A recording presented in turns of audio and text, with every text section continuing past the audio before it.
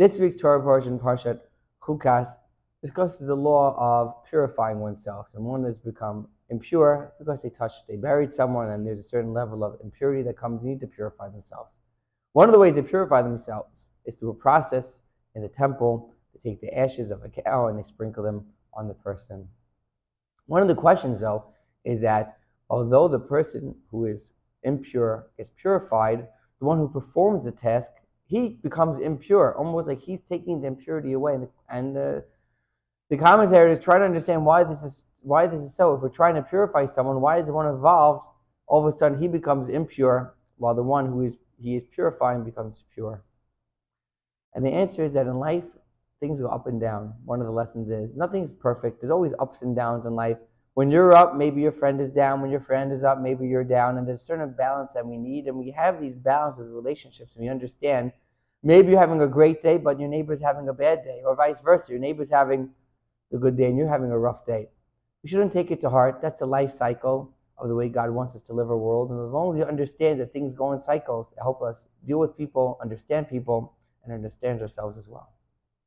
We'll now continue with the singing of Lechadodi, the song we sing Friday night, written by the great Rabbi of Shlomo Alkabetz in the late 1400s. Lechadodi lekras kala pnei Shabbos nekabela lechadodi lekras kala pnei Shabbos nekabela Shamor v'zachor v'dibur echad Hishmiyanu kel hamyuchad Hashem echad Ushmaho yachad L'shemo seferes v'lesila Chadodi l'kras kala Nehi Shabbos nekabela L'kras Shabbos l'chuvin elcha Ki hi mikor habiracha Meirosh mikedem nisucha Sov ma'aseh b'machshavot chila Lechadodi l'kras kala Pnei Shabbos nekabela Mikdash melech Ir melucha kumitzi mitoch ha'afecha Rav loch shevet b'yimekabocha V'hu yachamol alayichem la'lechadodi l'kras kala Pnei Shabbos nekabela Hisnari me'afar kumi Livshi bigdei sefartei chami Al yad ben yishai beis alachmi Karva el nafshi giyahala Lechadodi l'kras kala Nehi Shabbos nekabela Hisahoreri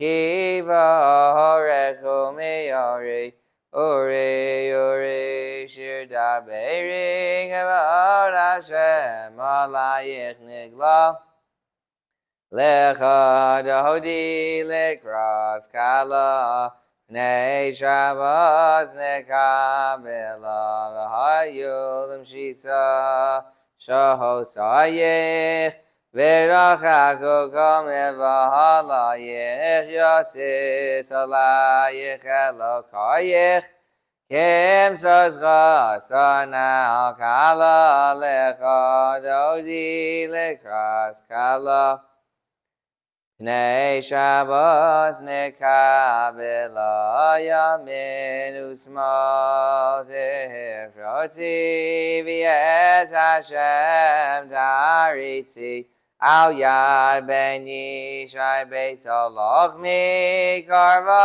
el nafshi giyala Lechadodi l'kras kala Pnei Shabbos nekabela V'awi b'shalom Atares ba'ala Gam berina ovitzahala Hochamune Yam Segula Ba'vikala Lecha Dodi Lekras Kala Oneg Shabbat Nekabela. Later in the Torah, we have the incident where Moshe Rabbeinu, Moses, he gets punished, and his punishment is he cannot go into the land of Israel.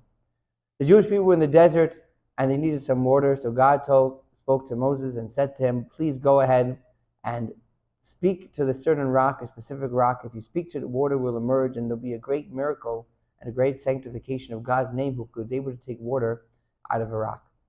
And Moses spoke to a rock, but it was the wrong one. Water didn't come out. He ended up hitting the rock, and water came. And God said to Moses, what are you doing? You did the wrong thing. And he was punished. But it's a little bit strange, this whole story, this whole incident. Moses was trying to help. He was trying to help. Okay, he spoke instead of hitting. There's a deeper understanding to the story. The way Moses reacted to the nation was one without so much care.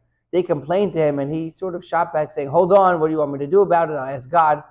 And on Moses' level, the caring leader which he was for so many years, he should have given a little more caring, at least in his voice, to the people. So God said, speak to the rock. The same way you should have spoken to the people in a more caring way. Let's see how you speak to a rock, which is an object that can't answer back. And Moses spoke, but he spoke to the wrong rock. And this represents sometimes our speech has to be a little more refined, a little more caring, a little more sensitive to others. So although he hit the rock and water came out, God said, hitting represents force, and the same way our speech has to be done in soft and kind words, our speech should never be done with force. It's a lesson to all of us. Speaking and dealing with people, even people who are very difficult in our lives, we should always speak with caring and concern and never speak with force. We're now finished with the singing of Adon Olam.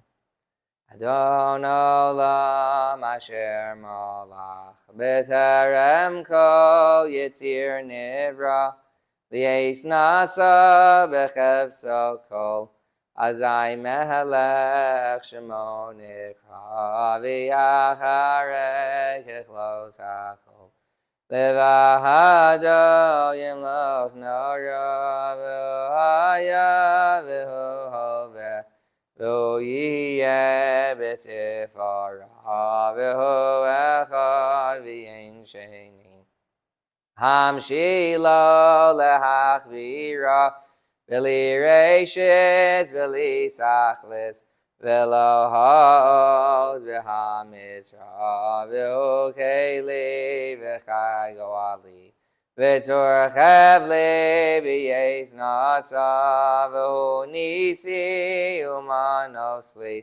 Minas Kosi B'Yom Ekra B'Yahado Avkid Ruchi V'Yeis Ishan V'Yahira V'Yem Ruchi Gev'Yasi Ado Shemli V'Lo V'Ra.